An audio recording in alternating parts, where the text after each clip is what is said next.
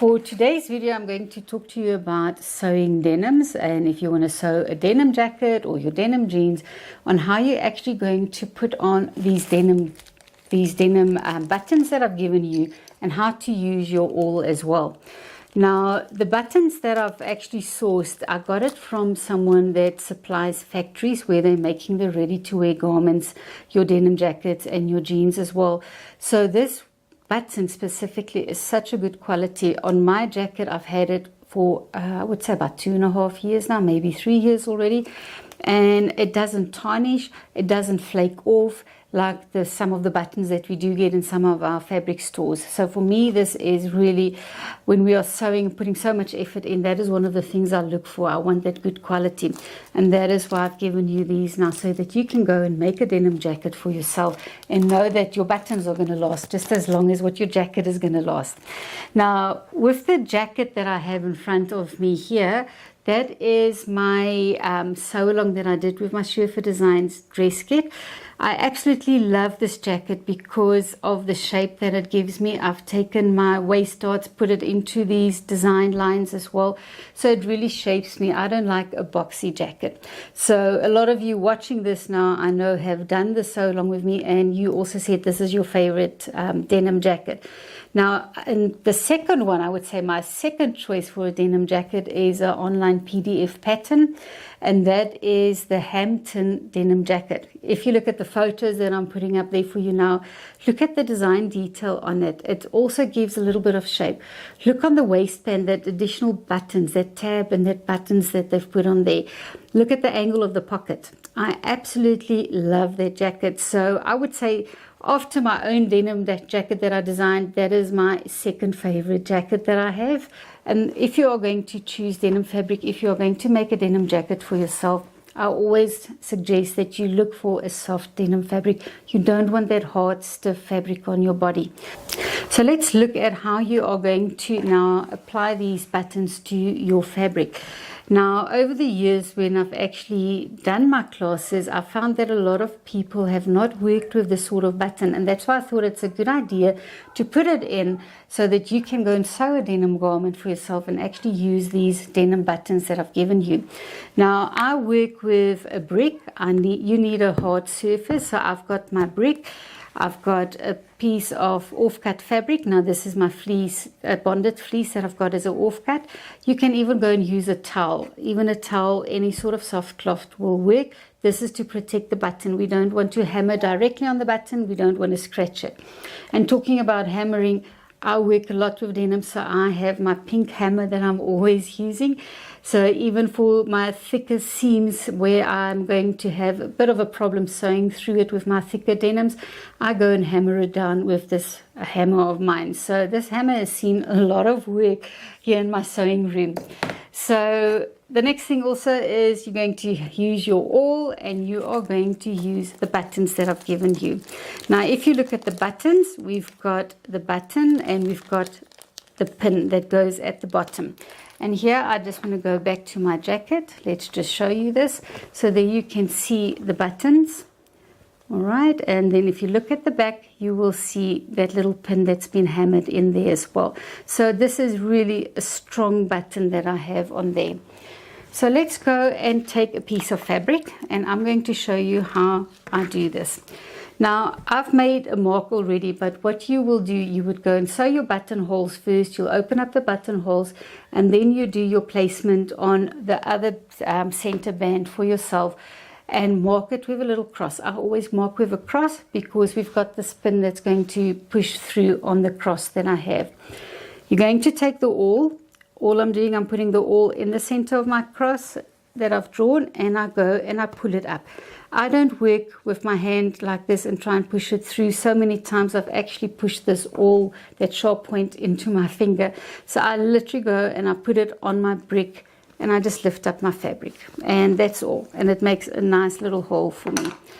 Then we are going to go and we are taking this little pin that we have, and you're going to put this pin in, and you're pushing it from the wrong side of the fabric.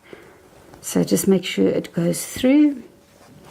You'll find that the hole is just big enough for it to come through. I don't want you to go and make a very big hole. We don't want to damage that fabric. So now I have my little pin in there, and I'm just going to lift and see if you can see it sticking out there. All right. Next step now is take your button, and this button we are just going to place onto that pin, and I just give it a bit of a hard push down so it stays there, and I take my fabric and I just put over it. Now don't hold on to the button.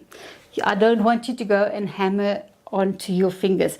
I go and I put my fingers on the side of the button, and I'm pulling slightly on that fabric so it keeps my button in place.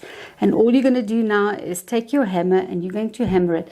Please don't go and try and hammer it in with one blow. Don't go and hit it so hard. Do a couple of softer blows first just to position it. I'm going to have a look. And I can see I haven't hit it hard enough yet. Usually I stand when I'm doing this, and I'm sitting because of the camera angles that I have. So I'll just have to hit a little bit harder.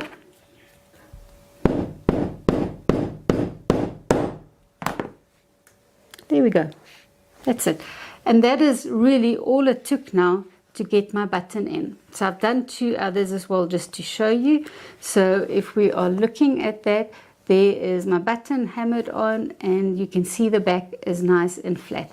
Now if you find that the back isn't very flat, you can put it down on this section, or put it down now with the button to the bottom of the brick.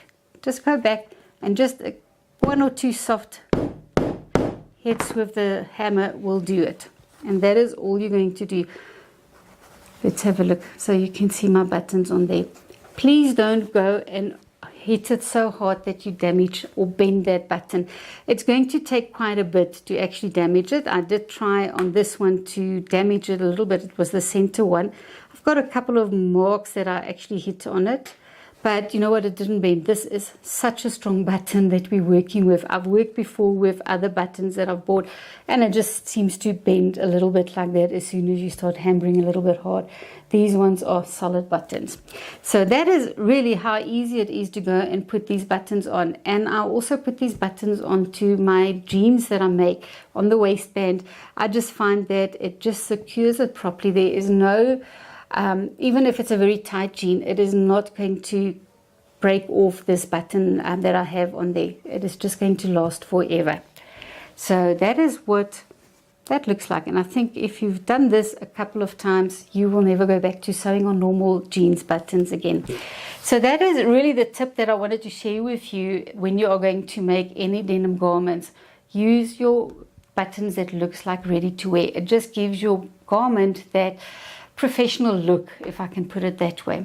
Now another thing that I also do want to mention while we are talking about sewing with denim is top stitching. Top stitching always makes it pop a little bit on those seams. Let's just put my jacket back here again, and if you look at my top stitching that I've done there, and here you can go and use the tip that I've given you when we did the variegated thread, where I actually threaded 2 threads as one and put it through the same eye of the needle. So you can go and do that. It can go and it will give you a denser look. And also what I want you to do is always remember, look at stitch length. When we are working with our denims, we want a longer stitch length. So I tend to work with a 3.5 when I'm doing the sewing of the seams.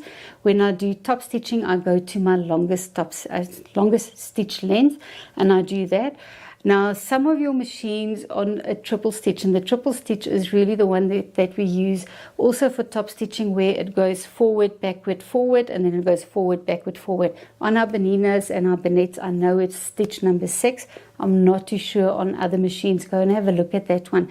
Now, again, that is also perfect for top stitching, but on our mechanical machines, some of those are limited to a 3mm stitch length, which I find for top stitching is a little bit small. And this is where that tip, where I did the variegated, threading 2 threads as one, will work for you with your smaller machines. Then you can just use your normal straight stitch, go to the longest stitch length, go and sew it. If you do have a straight stitch or a triple stitch that can go to a longer stitch length, go try that as well, because that is what a denim is all about. It is that finish, it's the top stitching, it is our buttons that we're going to do as well. So that is all giving us that beautiful ready to wear designer look that we want.